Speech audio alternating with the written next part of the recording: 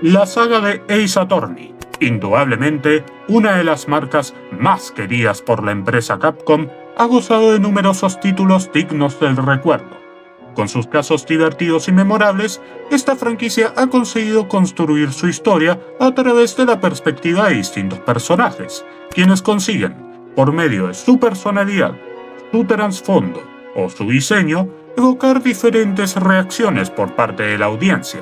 Los casos que involucran un ojo más complejo para comprender los eventos de la trama de turno son, en muchas ocasiones, vistos como los más amados de toda la saga. No en balde, existe un asunto diferente, cuya narrativa no se encuentra limitada por un capítulo, sino que abarca absolutamente todo un juego, ejerciendo como el conflicto principal del mismo.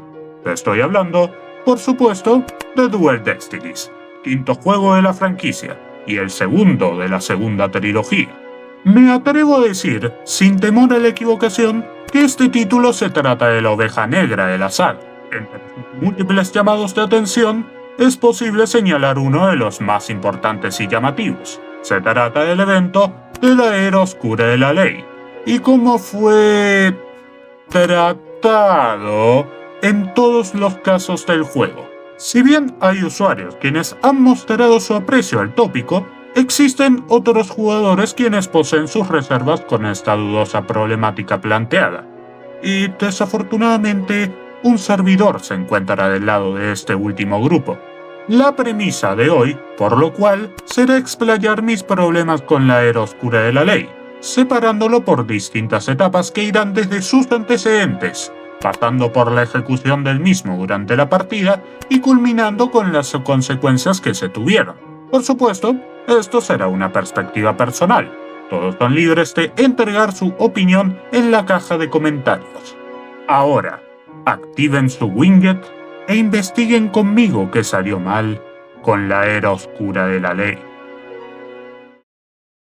El contexto de este asunto es sumamente sencillo de explicar. Todo nace a partir del caso UR1, donde el joven fiscal Simon Blackwell fue sentenciado culpable del crimen perpetrado hacia la doctora Metis Sykes, madre de Athena. Tiempo después, el legendario Phoenix Wright sería privado de su trabajo como abogado defensor por la supuesta manipulación y falsificación de pruebas en el caso de Zack. Gracias a estas dos catástrofes en concreto, eventualmente, con el pasar de los años, durante el periodo muerto entre Trials and Tribulations y Apollo Justice, el sistema legal caería en la corrupción casi absoluta, siendo numerosas las actividades donde el sistema judicial, al igual que las fuerzas de seguridad, ejecutaron un sinfín de crímenes y abusos en contra de la justicia. Esto traería la desconfianza y, en ciertos escenarios, el odio de la población. ¿Y ya? ¿Qué quieres decir? ¿Esa es tu historia desgarradora? ¿Esa es tu gran tragedia? Elegiré las palabras directas. El simple concepto de un periodo perverso a raíz de dos sucesos específicos es cuanto mínimo extraño. Si se realiza un viaje en el tiempo para regresar al humilde primer título de la saga, será imposible no elevar las cejas al notar la impresionante cantidad de profesionales que aprovechan su posición y poder para un beneficio egoísta. Un ejemplo es Hammond, víctima del caso del adiós. Un abogado defensor al que no le interesaba en lo más mínimo la seguridad y el futuro de sus clientes con tal de vencer los juicios. Y esta metodología fue lo que lo arrastraría al infierno. De hecho, en este mismo capítulo se presenta el responsable del caso de L6, Manfred von Karma, el legendario fiscal perfeccionista que manipulaba todo el sistema judicial a voluntad, siendo el directo responsable de que muchas personas, posiblemente inocentes, acabaran en la mayor de las condenas, además de haberle arrebatado la vida a Gregory Edgeworth. Hablando de él, tanto su hijo, Miles, como Franziska von Karma seguirían los pasos de su mentor. De hecho, Miles había conseguido una mala fama al ser un fiscal capaz de todo por conseguir la culpabilidad del acusado. Lo más tragicómico del asunto es que todo esto empeora con el caso alzarse de las cenizas, donde no solo se encuentra Lana Skye, una fiscal responsable de ser cómplice de un crimen, sino que el villano que manejó los hilos acabó siendo Damon Gant, el mismísimo jefe de la policía. En los siguientes títulos, habrían más personajes cuyas manos no eran precisamente limpias, tales como Diego Armando, el último antagonista de la primera trilogía, quien fue un abogado haciéndose pasar por un fiscal. Y ni siquiera me hagan hablar de la saga Investigations, donde la corrupción del sistema judicial está por las nubes. A lo que quiero llegar es que, con tantos ejemplos donde la mano de lo correcto fue nula, se llega a sentir muy contradictorio e incoherente que todo el caos comenzara por dos eventos en específico. Hasta me atrevería a acusarlo de conveniente, puesto que ellos, años más tarde, serían los responsables de acabar con ella. Pero antes de eso, pasaré al siguiente apartado. Otra problemática colosal que tiene la era oscura de la ley es cómo todos los personajes alrededor del juego constantemente repiten lo terrible que ha sido para la humanidad, afectando tanto el rumbo de la justicia como de la perspectiva de los ciudadanos. No en balde, lo más irónico es que poco o nada se expresa en la historia. En el primer caso, la bomba explota en medio de una corte, y su imagen serviría como símbolo de la etapa corrupta que rondaría alrededor de este concepto. Sin embargo, ignorando aquel apartado, poco y nada se habla sobre este suceso tan supuestamente marcado. Lo mismo ocurre con el siguiente caso, contando con Simon como fiscal, pero sin llegar a temas que simplifiquen un ejemplo claro de cómo esta terrible era marcó un antes y un después, siendo su única mención en la utilización de la maquinaria de Athena. Con el cuarto caso es más de lo mismo y el tercero es sin dudas el más decepcionante en estos términos.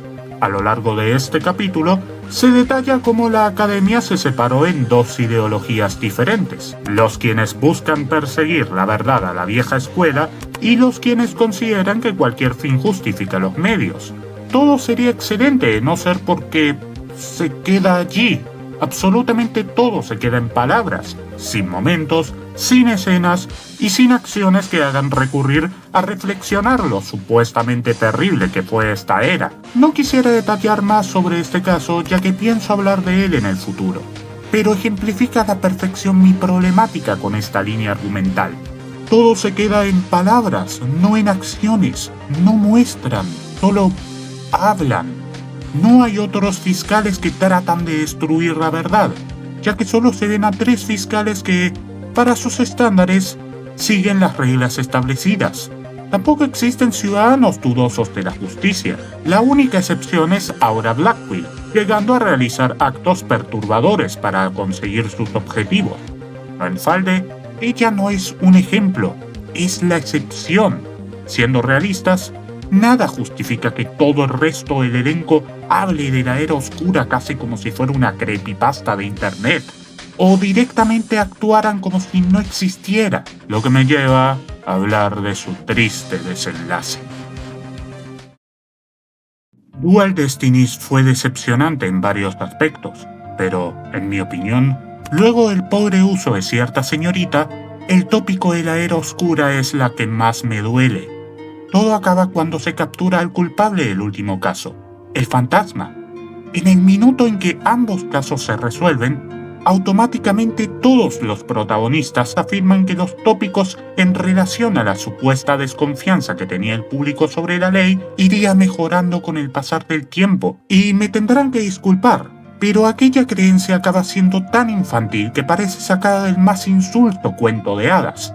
Sencillamente no logro encontrar la lógica en que un conflicto que haya durado durante 7 años, que haya hecho un supuesto daño tan grande a la población, lo suficientemente grande para que consiguiera modificar la perspectiva de la gente, sea abandonado en la memoria colectiva sin dejar rastro. Incluso Aura promete mejorar, liberando a sus víctimas, mostrando que hasta la persona que más sufrió este evento mágicamente vuelve a creer en la justicia. Por donde se vea, la resolución de este caso no tiene ningún sentido. ¿Y saben qué es lo más humillante e insultante de todo? Es que pareciera que el propio mensaje del título es olvidado en el siguiente, mostrando a fiscales como Gaspin Payne, que no tienen reparos en mostrarse más sucios que de costumbre, o el polémico Nahayuta. Entiendo que no se quieren ofrecer spoilers, pero el ignorar temas claros que, en teoría, ya estaban resueltos es casi una falta de respeto.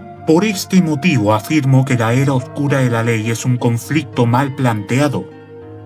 La pregunta es, ¿eso lo hace malo? No, para nada, ya que esta premisa nos regaló a dos de los quienes, considero yo, son de los mejores personajes de la saga, pero es otro ejemplo de cómo se deben plantear a futuro lo que se vendrá para la historia, para no tropezar con la misma piedra, para no cometer fallos tan graves en su narrativa, puesto que ellos, así como los personajes de esta gran saga, podrían estar al borde de caer ante una era oscura sin final.